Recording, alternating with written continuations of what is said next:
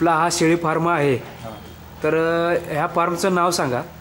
आणि फार्मचं नाव हक्की शेळी फार्म, बरं कुमटापाटा, बरं बरं. सरगम ढाब्यासमोर, कौलापूर. हा या प्रोजेक्टमध्ये आपण काम करता. हां. तर हा प्रोजेक्ट किती वर्षापासून चालू आहे? हा प्रोजेक्ट 2 वर्षापासून चालू आहे. बरं. सुरुवातीपासून काय काय करावं लागलं त्याची जरा सविस्तर माहिती सांगा. सुरुवातीला आम्ही उस्मानाबादी शेळी 10 भरल्या होत्या. 10 पासून सुरुवात केली. 10 पासून वाढवत वाढवत गेलो. थोडे वाढवले. आता कोणत्या कोणत्या प्रकारच्या शेळ्या आहेत आता माझ्याकडे आफ्रिकन बोर, शिरोई, सोजत, उस्मानाबादी या प्रकारच्या शेळ्या आहेत. आता हे जे क्षेत्र शेड मारलेलं आहे आपण, हां. तर हे शेड जे आहे ते किती गुंठ्यामध्ये आहे? हे शेड आहे ते 2 ते 2.5 गुंठ्यामध्ये शेड आहे.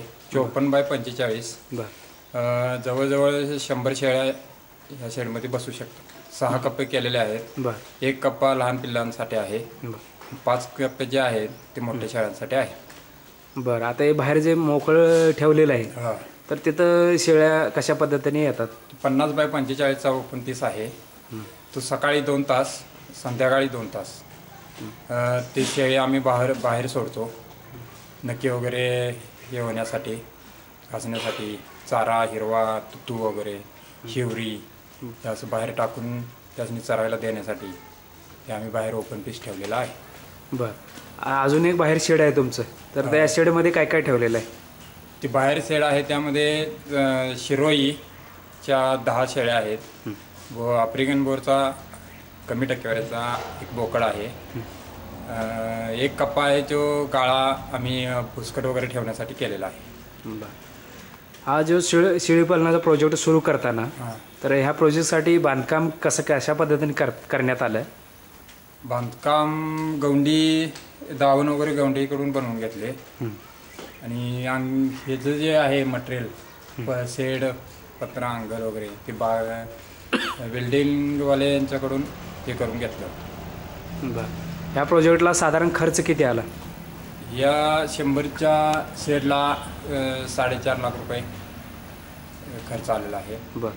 आणि शेळ्यांना काय किती खर्च आला? त्यासाठी 1 शेळी साधारण 8 ते 10 हजार रुपये. सुरुवातीला किती शेळ्या घेतल्या? सुरुवातीला 10 शेळ्या घेतल्या. बरं. तर 10 शेळ्यावरनं आज किती शेळ्या झाल्यात आपल्याकडं? आज एक 65 ते 70 शेळ्या आहेत. बरं. ह्या प्रोजेक्ट करत असताना शासनाला सबसिडी मिळाली का स्वतः वैयक्तिक केलेलं आहे? बरं. शेळीपालनाचा प्रोजेक्ट करत असताना शासनाकडून ज्या सबसिडी मिळतात त्याच्या नादाला न लागता आपल्याला आपल्या पद्धतीनं करावं लागेल. हां, स्वतः करून घेतलेलं आहे. बरं. तर हे जे प्रोजेक्ट आहे आपला, याच्यामध्ये बोकड किती आहेत, शेळ्या किती आहेत आणि लहान पिल्लं किती आहेत? आफ्रिकन बोरचे 2 बोकड आहेत. 1 छोटा आहे, 1 मोठा आहे. बरं. सोजतचा 1 आहे छोटा आणि उस्मानाबादी 2 आहेत मोठे. बरं. बोकड. हां. आता शेळ्या आता माझ्याकडे मोठ्या 32 आहेत. उस्मानाबादी. आफ्रिकन बोरच्या 15 आहेत. बरं. आणि शिरोई, सोजत ह्या 15 आहेत. बरं. हा प्रोजेक्ट करत असताना तर ह्या प्रोजेक्टमध्ये काही मांसासाठी वापरल्या जातात का? उस्मानाबादी जे आहे ते मांसासाठी वापरतो. बरं. लोकल मार्केट इथे येऊन घेऊन जातात लोक. बोकड, पाट, लहान पिल्लं 3 महिने पूर्ण झालेली पिल्लं आम्ही देतो.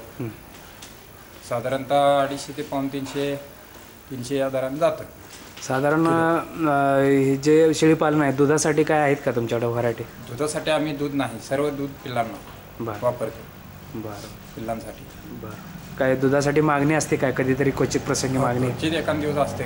कोणाला 2 लिटर, 1 लिटर तशा पद्धतीने पुरवू शकता का तुम्ही? होऊ शकतो. बरं. करडं आता किती दिवसात मोठी होतात? करडं विकायला म्हटलं तर 14 ते 15 किलोचं पिल्लू 3 महिने पूर्ण होतात. 3 महिन्यात विकायचा येते. मग शेळीपालनामध्ये रोग आणि आजार कोणते कोणते असतात? रोग संडास लागणे, सर्दी, ढासण्याचा प्रकार, ताप यामध्ये हे प्रकार आढळून येतात. तर ह्याच्यामध्ये रोग किंवा आजार झाल्यानंतर तुम्ही स्वतः काळजी घेत असाल आणि वेटरनरी डॉक्टरला पण बोलवावं लागत असेल. बोलवावं लागतं. तर अशा वेळी वेटरनरी डॉक्टर येऊन काय करतात आणि त्यांची फी किती असते? डॉक्टर येऊन चेकअप करतात. ताप वगैरे जर असेल तर इंजेक्शन वगैरे औषध देतात. फी एक साधारणतः 40 ते 50 रुपये बरं. एका शेळी. तर ह्या शेळी पालनामध्ये प्रत्येक विक्रीसाठी जे आहेत वेगवेगळे रेट आहेत विक्रीसाठी. हां, तर आफ्रिकन बोरचे काय रेट आहेत? आफ्रिकन बोरचे टक्केवारीवरती रेट आहेत.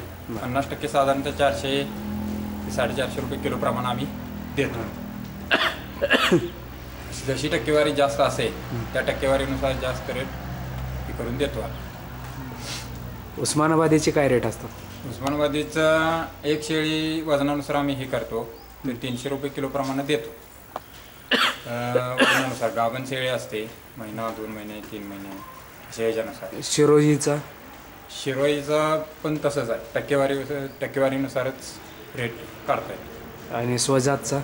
सोजीचा पण तेच त्याच पद्धतीने. क्रॉस वाईट जर असेल हां. तर टक्केवारीनुसारच हे करता येतं. बरं. आता यांना जे धान्य वगैरे किंवा चारा देता, हां, तर चाऱ्यामध्ये काय काय प्रकार असतात त्याच्यामध्ये? चारामध्ये ओला चारा असतो, वाळा चारा असतो, भरडं 2 टाईम आहेत. भरड्यामध्ये मका, गहू, गोळीपेट हे मिक्स प्रकार असतात. बरोबर. चाऱ्यामध्ये हत्ती गवत, लसूण घास, दसरथ घास, बरं. कडवळ, ऊस, वाडं हे पण मिक्स प्रकार आहे. बरं. बुसकटमध्ये तुरीचं बुसकट, उडदाचं बुसकट आणि सोयाबीन बुसकट. आणि ते मिक्स करून ऊसाचं हे चालतं, हे सुद्धा चालतं, पाला? हो, चालतं. ऊस त्याला काही वेगळ्या प्रकारचं कटिंगचं? सगळ्यामध्ये मिक्स प्रकार करून हे केलं तरी दिलं तरी चालतं. कटिंग कशा पद्धतीने केलं जातं? कडबा मशीन आहे, बरं. कुट्टी मशीन. बरं. कुट्टीद्वारे कटिंग करून देतो. बरं. साधारण शेळीपालन हा व्यवसाय जो आहे, हां. तर साधारण कमी संख्येतून म्हणजे कमीत कमी कमी बजेट संख्येतून जास्त करता येतो, बरं. जास्त प्रमाणात वाढवता येतो आणि मार्केट व्यवस्थित हे होतं. बरं. आणि तसा प्रोजेक्ट हा 1 नंबर आणि चांगला आहे. बरं. आता शेळ्यांचं पालन करताना तुम्ही स्वतः बघत आहेत ह्याच्यामध्ये, हां, तुम्ही जर बाहेर गेल्यानंतर शेळ्यांचं संगोपन होतं का व्यवस्थित? होतं, बरं. व्यवस्थित करता येतो. बरं. म्हणजे तुमच्या जोडीला अजून एक लेडीज आहे, बरं. हां. ते पण काम करतात. हां, म्हणजे एक माणूस पाहिजे हां. सोबतीला, हो, बरोबर आहे. किंवा बाहेर तुम्हाला अडचण आली तर बाहेर शेळ्या गेला, हे झालं. हां हां. शेतीची पण कामं बघावी लागतात. बरं. हां. एक माणूस इकडलं बघू शकतो, एक माणूस हां. तिकडलं करू शकतो. बरोबर. तर छोट्या शेतकऱ्यांनी जर करायचं म्हटलं तर याच्यात फायदा कशा पद्धतीने आहे? छोट्या शेतकऱ्यांनी जर करायचं म्हटलं तर थोडक्यापासून जास्त प्रमाणात वाढवणे, हां. करणे हे फायदा आहे बरं. ज्यामध्ये चांगला. आता जे हे जे बिल्ले लावलेले आहेत कानाला हां. शेळींच्या, तर त्यांच्यासाठी विमा उतरवला जातो. विमा किती भरावा लागतो आणि किती दगावला? एका शेळीला 365 रुपये असं काही तर 3 वर्षाचा विमा आहे. एका शेळीला 8,000 रुपये प्रमाणे 7 ते 8,000 रुपये प्रमाणे मिळतात दगावल्यानंतर. दगावल्यानंतर. बरं. हा विमा कुठला आहे? LICचा आहे का कोणत्या प्रकारचा आहे? भारतीय विमा आहे, LICचा. LICचा. भारत. आणि बाकीचे जे टॅग आहेत हां. ते आमचे जे आहेत ते आम्हीची नोंद असते त्याच्यावरती. बरं. हां. गेली कधी, गाभण गेली कधी, बरं. औषध वगैरे काय काय दिलं त्याच्यासाठी ते बाकीचे टॅग आहेत रेकॉर्डसाठी. रेकॉर्डसाठी. त्याच्यावरती ते नंबर आहे, त्या नंबरवर शेळी ओळख बरं. असं आहे. याच्यामध्ये दगावण्याचा प्रकार असा कधी झाला आहे का? कमी प्रमाणात. शक्यतो तुमचं संगोपन चांगलं असल्यामुळे क्वचित, हां, काय विशेष असं काय नाही? विशेष असं काही नाही. बरं. आता शेळीच्या पाण्याचं नियोजन कसं असतं? पाण्याचं नियोजन प्रत्येक कप्प्यामध्ये एक टप आहे. बरं. त्या टप्प्याला नळ प्रत्येक कप्प्यात एक केलेला आहे. त्या नळाद्वारे पाणी टपामध्ये येऊन त्यांचं ते व्यवस्थित पितात. बरं. पाणी आता मध्ये जे मचान केलेलं आहे, मचान त्यांना बसण्यासाठी, उड्या मारण्यासाठी आणि त्यांचा व्यायाम पण व्यवस्थित हे होतोय. इकडून तिकडे पिल्लं उड्या मारतात, बसतात त्याच्यावरती. खाली जर ओल जर असेल तर त्याच्यावरती व्यवस्थित निवांत बसू शकतात. त्यासाठी ती माचन केलेलं आहे. थंडीच्या दिवसामध्ये शेळ्यांना गारठा लागतो, थंडी वाजते, थंडी लागते, तर अशा वेळी तुम्ही शेळ्यांसाठी काय काळजी घेता?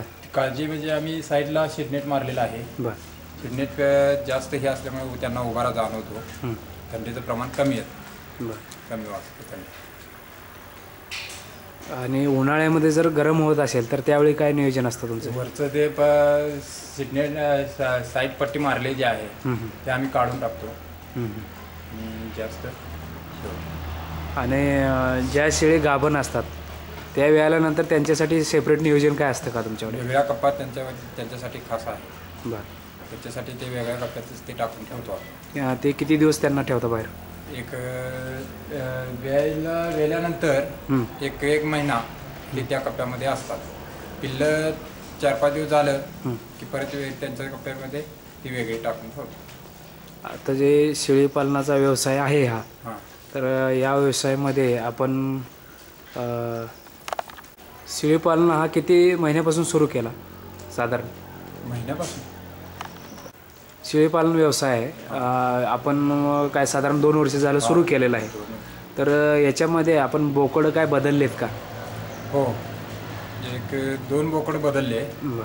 आणि आता 2 बोकडं नवीन दुसरे घेतलेले आहेत. बरं.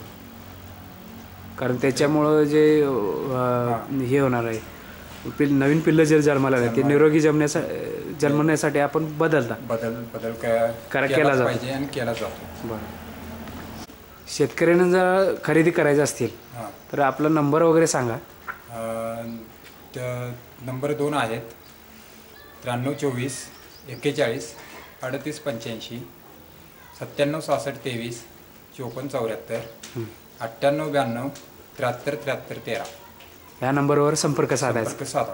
बरं. आपल्याकडं आता जर एखाद्याने 10 शेळी आणि 10 बोकड मागितले तर देऊ शकता तुम्ही? हो, चालेल.